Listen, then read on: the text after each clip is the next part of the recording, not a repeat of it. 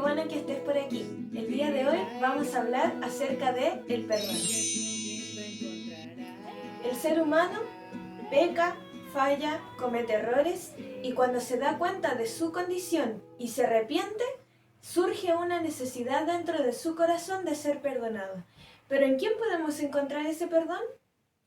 En el Evangelio según San Juan, capítulo 3, del verso 16 al 18, dice: porque de tal manera amó Dios al mundo, que ha dado a su Hijo unigénito, para que todo aquel que en él cree no se pierda, mas tenga vida eterna. Porque no envió Dios a su Hijo al mundo, para condenar al mundo, sino para que el mundo sea salvo por él. El que en él cree no es condenado, pero el que no cree ya ha sido condenado, porque no ha creído en el nombre del unigénito Hijo de Dios. Dios creó al mundo con la intención de que todo lo creado le glorificara. Pero el primer hombre, Adán, nuestro representante ante Dios, codiciando y desobedeciendo a Dios, pecó, falló, dejando de glorificarle de la manera que Dios lo había establecido. Ahora nosotros, como representados por Adán, desde que nacemos en pecado. Tenemos dentro de nosotros pecado. El pecado viene directamente desde Adán, a cada uno de nosotros. Y también dentro de nosotros hay una inclinación al mal de forma natural. El niño desde que es pequeño, nadie le enseña a ser desobediente. Eso es natural. Como consecuencia de esto, nada ni nadie en esta tierra puede hacernos aptos delante de Dios. No podemos tener una conexión con Él si tenemos pecado. Dentro del corazón del hombre hay una muerte espiritual. Así lo declara la Biblia en Efesios capítulo 2 versículo 1, que nos señala que el hombre está muerto en delitos y pecados. Es decir, que hay una falta de vida interior. Sin vida en nuestro espíritu, la posibilidad de tener esa conexión con Dios es nula, es cero. Romanos capítulo 3, verso 23, dice: por cuanto todos pecaron y están destituidos de la gloria de Dios. Es decir, que todos los hombres en esta tierra somos pecadores y estamos separados de Dios. No podemos tener una relación con Dios o una conexión con Dios por el pecado que mora en nosotros. Pensemos por un momento en un juez. Un juez es una persona con autoridad para juzgar y sentenciar. Una sentencia es la decisión final que hace el juez ante una situación presentada en la corte. Esta sentencia puede ser de dos formas: o positiva, donde se puede eximir al acusado de una condena, o negativa, donde se determina y se ejecuta una condena para el acusado. El juez debe analizar todos los elementos posibles y necesarios para poder declarar una sentencia. Debe utilizar el buen juicio y basarse en la evidencia presentada en la corte para poder tomar la decisión correcta. El juez tiene el poder para ejecutar la sentencia al condenado o al acusado. En otras palabras, quien ha cometido un crimen debe pagar por ello. Dios es la autoridad suprema sobre toda autoridad. En Hechos, capítulo 17, verso 31, nos menciona que Él ha establecido un día en el cual juzgará al mundo con justicia. Cristo como juez es justo y santo. Él no puede pecar. Es el único capacitado para juzgar y sentenciar a toda la humanidad. Leamos Romanos capítulo 3, del verso 10 al 12. Dice: como está escrito, no hay justo ni aun uno, no hay quien entienda, no hay quien busque a Dios. Todos se desviaron, a una se hicieron inútiles. No hay quien haga lo bueno, no hay ni siquiera uno. La palabra nos declara que en esta tierra no hay nadie bueno ni nadie justo, nadie que haga lo bueno. Todos tenemos pecado. Y te quiero contar algo. El infierno no fue creado para las personas. El infierno fue creado para Satanás y sus demonios. Lo que sucede es que el hombre no se ha dejado libertar del pecado. Y aquel hombre que vive en pecado no puede ir al cielo porque en el cielo no entra el pecado. Y si no va al cielo, la otra opción que tiene es la muerte eterna. Pero ahora tengo una buena noticia. Dios amó al mundo y así lo leíamos en un comienzo.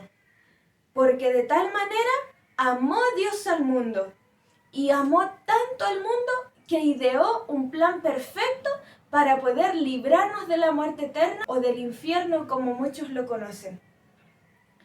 Este plan fue que envió a su único hijo a este mundo a padecer lo que nosotros también padecemos, pero con una diferencia y una gran diferencia, es que Él no tuvo pecado. Él vivió en esta tierra sin pecado. Él cumplió la ley que nosotros como seres humanos no podemos cumplir. Cumplió la ley en su totalidad y quedó apto para hacer Él un sacrificio.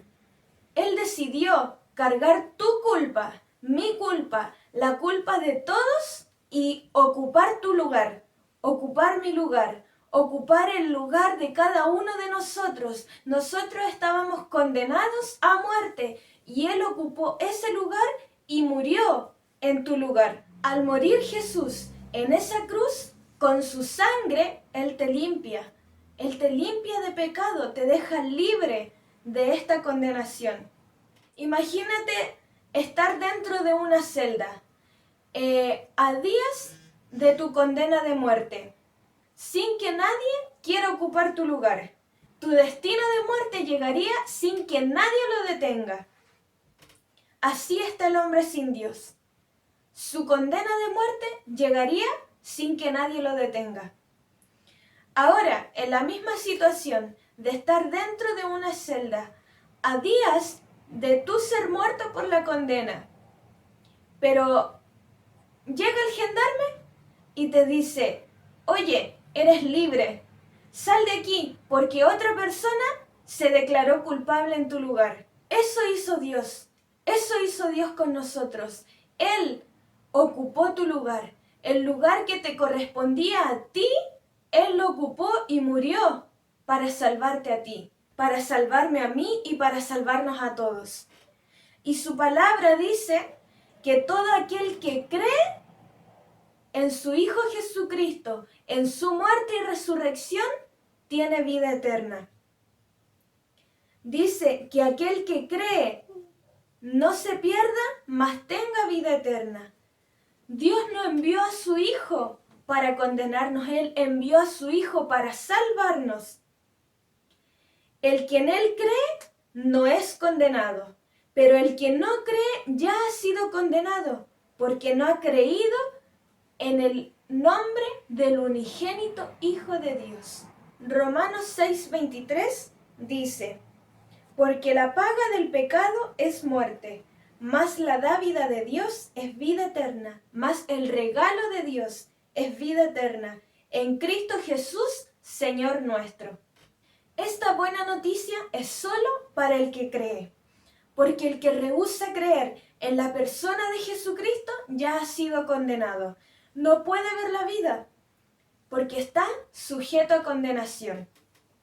Recordemos la situación en la celda. Si estando en la celda te dan la buena noticia de que otra persona se declaró culpable en tu lugar y tú no crees que eso sea cierto, ¿podrás ser libre? Si tú no estás creyendo, te quedas ahí a cumplir tu condena de muerte. No puede venir la otra persona a ocupar tu lugar si tú no le crees. Dios no mira tu condición de vida. No hay persona muy buena o persona muy mala ante Dios. Para Dios todos somos pecadores. Desde un principio vimos de que todos tenemos pecado dentro de nosotros. Y para poder ser perdonados debemos arrepentirnos del pecado que tenemos.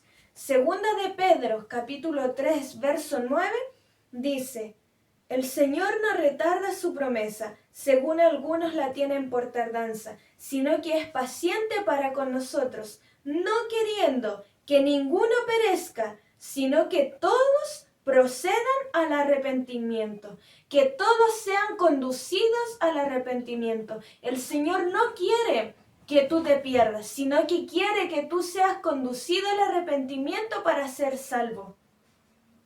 Romanos capítulo 10, verso 10, dice: porque con el corazón se cree para justicia, pero con la boca se confiesa para salvación.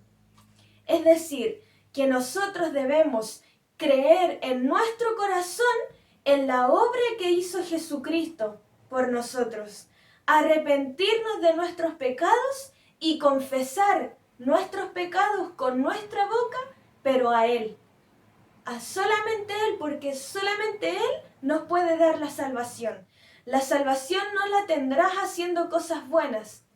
La tendrás solamente si crees, si te arrepientes y si confiesas tu pecado delante de Dios. No desaproveches esta oportunidad de vivir libre del pecado y con una vida eterna impresionante. Dios te bendiga.